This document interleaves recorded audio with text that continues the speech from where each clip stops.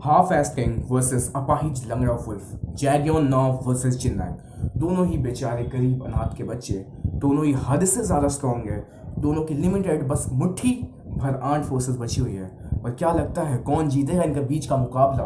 अगर इनके सामने पड़ा है 100 का नोट, तो चलिए देखते हैं इस मुकाबला और शुरू करते हैं एक नई जर्नी टुवर्ड्स 100 रुपये का नोट।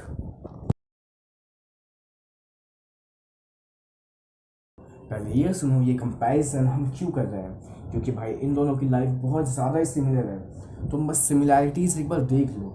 दोनों ही अनाथ थे। हाँ, क्योंकि अब इनका बाप डैनियल और जेक बन चुके हैं। शांत की बात है, किसी को बताना नहीं है। दोनों की मुट्ठी में हद से ज़्यादा जोर था। स्ट्रेंथ और स्किल्स नेक्स्ट लेवल। दोनों के भाई बंधु बेचारे मारे गए। मारना तो नहीं चाहिए था उन्हें। दोनों प्रोटेक्टिव हैं, हाँ, पर कुछ उखाड़ नहीं पाए, प्रोटेक्टिव होके भी है। दोनों विलन से हीरो बने हैं। स्टार्टिंग में हमने देखा था कि कैसे विलन जैसे पोर्ट्रेट हुए थे, पर आखिरी में पीटी जी ने अपनी पॉजिटिव याद पेल ही दी। जेम्स ली ने दोनों की लेने की कोशिश नहीं करी। हाँ, क्योंकि वो मार ही नहीं पाया। एक जेल में पड़ा हुआ था और एक यूजी शियो और क्रोकोडाइल को दे रहा था। सिमिलैरिटीज देख के बहुत लोगों के मन में इंक्लूडिंग मी एक सवाल आएगा, अगर 100 रुपये की लड़ाई होती है तो कौन उठाएगा नया नोट और किसको मिलेगा फटा हुआ नोट? तो चलो आज हम 9-10 पैरामीटर पे देख ही लेंगे इसे।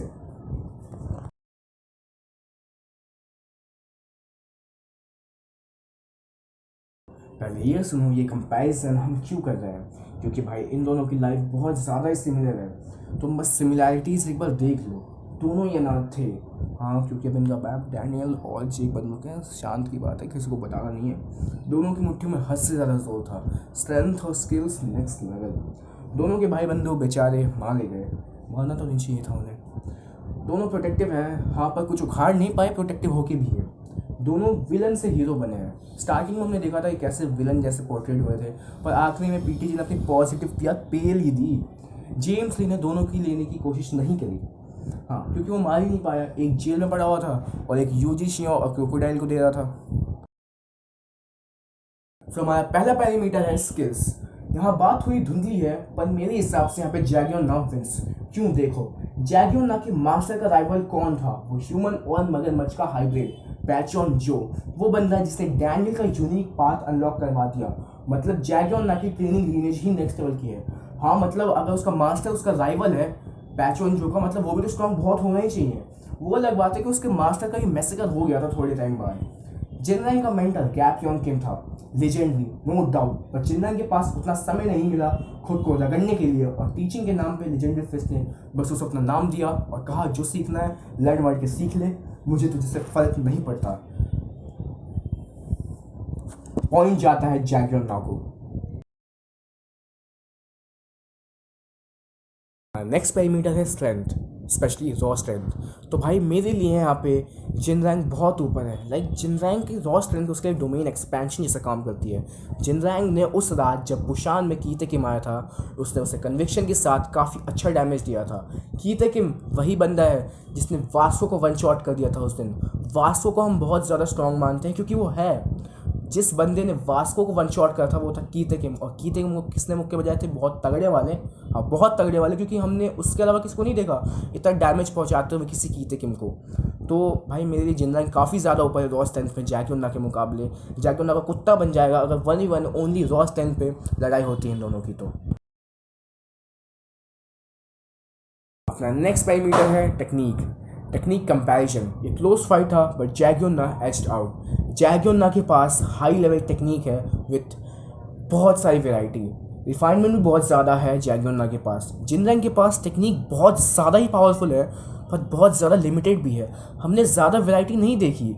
दैट्स वाई मेरे को लगता है अगर जैगियोन ना और जिनरैंग के बीच में लड़ाई होगी तो जैगियोन ना स्किल्स के मामले में उसे एज्ड आउट कर देगा। जैगियोन ना वेरी बैलेंस्ड है। अगर तुम ध्यान से देखो जैगियोन ना के पास क्वालिटी है with quantity, but here Jinrang lacks quantity और लॉट। सो मेरे हिसाब से क्वांटिटी और क्वालिटी में दोनों में जैगियोन ना बहुत आगे है, इसलिए पॉइंट्स ये वाला भी टेक्निक का हम देंगे जैगियोन ना को।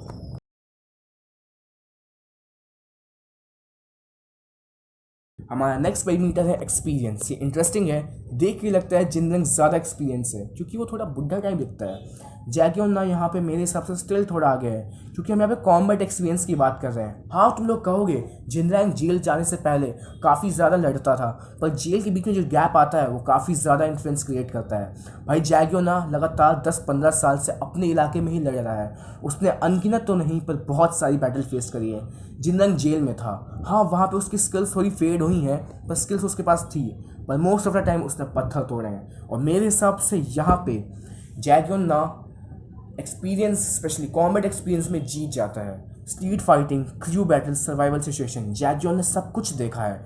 हाँ, जिनरैंग ने भी देखा है, पर हमें नहीं लगता उसने जैगियोना के मुकाबले ज़्यादा देखा होगा। तो मेरे हिसाब से पॉइंट मिलना चाहिए जैगियोना को।